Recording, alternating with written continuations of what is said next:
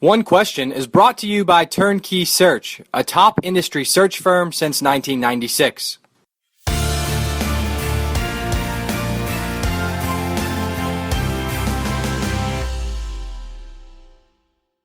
Our guest today on One Question is Hartford Athletic Director Anton Goff. I want to dig in with you, Anton, on a couple of interesting professional moves you've made in your career. And I always find it interesting or curious when a Power 5 associate AD or senior associate AD exits the Power 5 landscape and goes to a D2 to be an AD. And you went to Bowie State for a couple of years. Walk me back to that thought process when you made that move. And we hear all the time around the industry of folks who have not been an AD before being in the mix for an AD job, but then the school wanting AD experience. So was that a really crucial piece of that decision for you? Was I know I have to get an AD experience and I can do it at a D2 just as well as I could at a D1 and it's the same value? I think so. As the process was playing out, I had an opportunity. I was at the time associate AD at University of Maryland and had previously been at Michigan State, and previous before that had been at University of Maryland. So, I had come up, mostly through the internal side and, had all the internal operations type of experience, and then started getting sports supervision, and then started getting a little bit of development experience. And I felt like to complete my toolbox, I needed to get some other experience. So the marketing, the facilities, those type of things. And an opportunity to be an AD at Division II came up to me, and I looked at it and thought, like, you know what? How is this going to affect my career? What it could do one of a couple things. I could actually sit in a seat and actually realize I don't want to be an AD. And then, I felt like I had enough Power 5 experience that I could go back and be a deputy AD and be of value to somebody having sat in a seat. The other thing that could have came out was that, hey, you know what? I really like this D2 lifestyle because it's totally different than Division I. And, you have less resources, but with less resources comes less pressure. And so I could have ended up just staying the D2 route, or I could have sat in a seat and said, you know what? Now I understand how to be an AD, and hopefully that experience will propel me to get back to the D1 level. And so those were the three things I was thinking about, or it could have been fourth, hey, I want to get out of the business. But, I ended up sitting in the seat and really finding out, hey, there's some things out there that were invaluable for me to get as like sitting on a president's cabinet, reporting directly to the president, being the guy that, the buck stops with. A lot of time as a deputy or a senior associate, you get a chance to play the Monday morning quarterback. Like, you can give the AD your opinion, AD makes a decision, and then when, the outcome isn't favorable, you can sit back and say, well, if I was the AD, I would have made this decision, and when you're sitting in the seat, you don't get that type of luxury. Like, the buck stops with you, and whatever decision you make, you got to live with it, and you got to step up. And so I thought the possibility of those three outcomes coming was intriguing to me, and so that's what made me go forward and actually take the D2 job. And I know it was a risk, but I felt confident in my skills and my ability, as well as my network, to be able to get me where I needed to be, that next step, whenever I felt the next step was going to come. During your time at Bowie, did all three of those facets of being an AD enter your framework? And I think they were, hey, I don't want to sit in this seat. I've done it, and now I want to go back to be a deputy, and I think I can help somebody that way. Or I've completed my toolbox, as you said. Is that a evolutionary process, inevitably, given situational constraints? How does that work?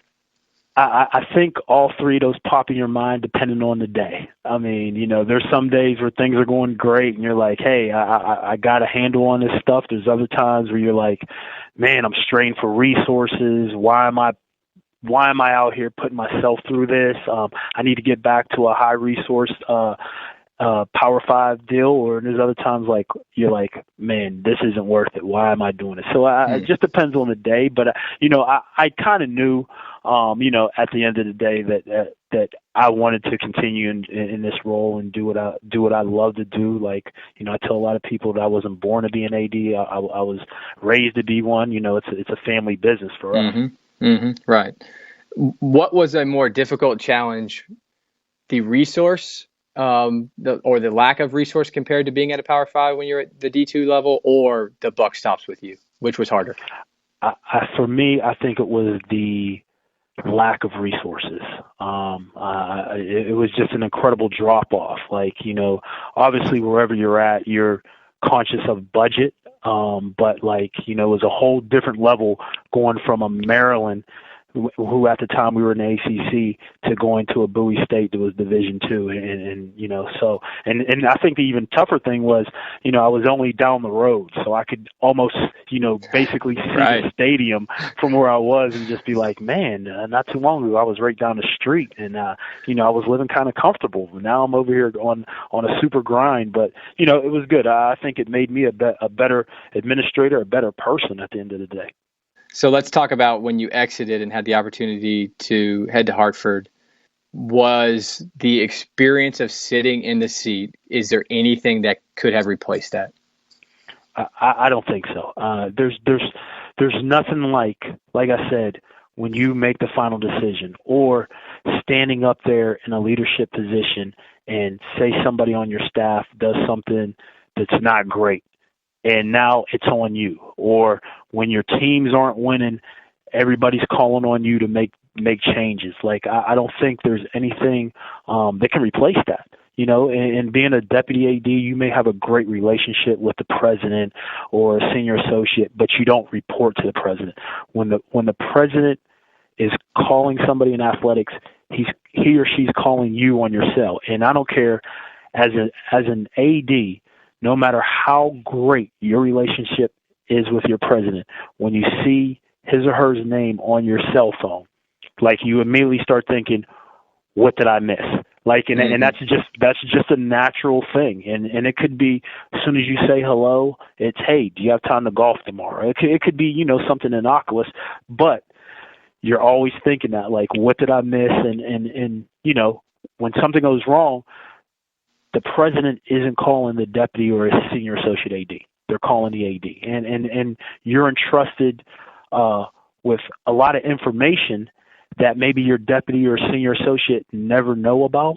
So sometimes when you're making decisions and people are looking at you sideways or not agreeing with you, they don't have all the information. And I think, the experience of sitting on a presidential cabinet with the rest of the VPs, those type of experience can't be duplicated. So you're saying basically that pit in your stomach feeling when the president's name and number pop up on your phone, that's the experience you can't replace. Which I understand. Yeah, I understand the broader picture. But tell me about your communication style with President Harrison. And if memory serves me correctly, he's retiring, next year maybe? So right when you stepped in the role at Hartford, how did you start building a really communicative and two-way street with President Harrison? So first thing I did was, sit down with him on a regular basis, and kind of feel him out on, like, how much do you want to know? How much do you not want to know? How do you want me to communicate? Is it better to communicate email? Is it text? You want me to call you anytime at night? Or, I wanted to know his parameters, and he told me he's wide open. He was like, whatever way you're available to communicate with me, do it. He was like, I always have my phones with me. And for me, it was about, establishing, hey, here's my plan, and just sitting down with him on a regular basis to kind of give him the details of what my plan was, how I was going to execute it, and just getting his buy-in to make sure that I was doing it in a way that he was okay with, but also in accordance to the university's mission, as well as, HR or financial constraints that we had here and those type of things. But just keeping him in the loop and making sure, my thing is always, I never want to blindside my superior, and whoever I'm reporting to. So I would sometimes rather over communicate, and then once he gets comfortable with me and he was like, hey, that's your call. don't need to know that, but thanks for sharing. Like, then I got a feel for what he really wanted and what he didn't need. When you're in an associate AD role at a Power Five and you have designs to be an AD, which obviously you left to go to Bowie, are you constantly observing the athletic director? Are you constantly not just parrying questions at them at all times, but is that a focus for somebody like you or an advancing administrator? Just observe how they handle situation after situation, because you can learn from every single one. Absolutely. I learned so much from Debbie while I was at Maryland. And I continue today to kind of model some of the things she did, structure-wise, meeting-wise. I was joking with her at NACTA one year. I said, it's funny. Sometimes I will say something, and in my head, I'll be like, that was totally Debbie out right there. It's when you're with somebody who's a great leader, you obviously want to emulate some of that stuff, but, at the end of the day, you have to lead in the most comfortable way you want to be able to lead. And I think, working for her has helped me a lot, but also the networking I've done over the last 20-something years, contacting people when I have situations to be like, hey, this is the way I handle this situation. Have you ever come up with this? Guys like Gene Smith or Craig Littlepage, those guys have helped me. Lee Reed at Georgetown. I mean, I've been lucky. I've had a host of great mentors, but then also, I've got my mother. My mother's been in the business 40-something years, just retired, and, she's a former AD. She's worked in the Horizon League for a long time and worked at University of Pittsburgh, and she's been a pioneer in athletics administration, and, I've kind of followed her footsteps, and so, I've always been able to reach out to her as a resource, and is, not just my mom, but also as a mentor and a resource, so it's been good for me. Yeah, she has a decent body of work in this industry. That's putting it lightly. Okay, let's dig in on some America East topics, and I want to talk specifically about men's soccer. And one of the things I love about college athletics so much is in some Olympic sports, but even in some high-profile sports like basketball, we see brands that arrive on the scene that you wouldn't normally think about, or the general public wouldn't normally think about. Coastal Carolina just won the baseball national championship this year. Of course, the VCUs and Butlers of the world in men's basketball. And right now, America East men's soccer is really performing at a high level. I think I saw a tweet from Amy that maybe the RPI overall is third in the nation. UMass Lowell still hasn't lost a game. Albany's in the top 25. What are the dynamics at play up in your all's neck of the woods on why men's soccer really league-wide is performing at such a high level? I think as a league, we've put an emphasis on it. There's certain sports that we look at as league-wide that we think we can be good at. Men's soccer, women's soccer, men's and women's basketball, field hockey. You look at our men's and women's lacrosse. We just think there's some sports that we feel like we can be really, really good at and be competitive nationally. And like you said, we're third in RPI. It's like everybody we play in our conference is a great team, and we've played some, outside of our conference, we've won some big games nationally, and so, we sit, I think, right behind the ACC and RPI, and I think just the emphasis that our conference, and Amy's been great at her leadership, but I think the ADs buy into it, and make sure that, hey, if we're going to make an emphasis on men's or women's soccer or men's and women's basketball or any other sport that lacrosse is, that we put resources in it. And we're competing against each other, but we're also competing with each other to make sure that we're going to have a great showing out there, because at the end of the day, we will also want to advance in the NCAA. A couple of years ago, we had UMBC make it all the way to the College Cup. And, and I can tell you, once we lost to UMBC in the championship, I was all in rooting for UMBC to go as far as they could go, and they had a great run. And so, I think that helps that, we understand the importance of our brand as a conference, and that, we're willing to work together. I think the other 8 ADs in our conference, although we're fierce competitors, we're great colleagues. What makes for a good conference meeting? When you guys get together as a group, and of course the fresh one off of everybody's top of mind is what just happened with the Big 12. What makes for an effective conference meeting when all you guys are and gals are in one room? Amy's there, agenda's in place. Do you all have any reservations of really airing it out if needed, and then getting back on the same page and having some passionate debate? What are the dynamics at play? I think that's it. Being able to feel comfortable with being truthful and advocating for your school. We are 9 different schools. 8 of us are public, 1 is private. That's us. We have some schools that, have an emphasis in ice hockey because they're in Hockey East. We have some that play FCS football. We have a couple that don't play football or hockey. So being able to sit down and talk about what our strengths are, what our weaknesses are, where we're trying to take the conference as a whole, and being able to disagree without being disagreeable, but at the end of the day, looking out for the common good of the conference and knowing that at the end of the day, like, I may disagree with the decision, but I'm going to support the decision at the end of the day if it's the best for the conference. It may not be the best for University of Hartford, but if it's the best for the conference, knowing I'm going to buy in and I'm not going to be a distraction, and we're going to go full force to try to support each other. And I think those make great meetings. And then I think, the social aspect after, being able to, have a drink with your colleagues and talk and figure out, what's going on each other's campus. And, I can call any one of our ADs in our conference and ask them about anything, and they're going to give me an answer. It could be about sports medicine. It could be about funding. It could be about scholarships. It could be about anything. And it could be like, hey, I'm trying to get better.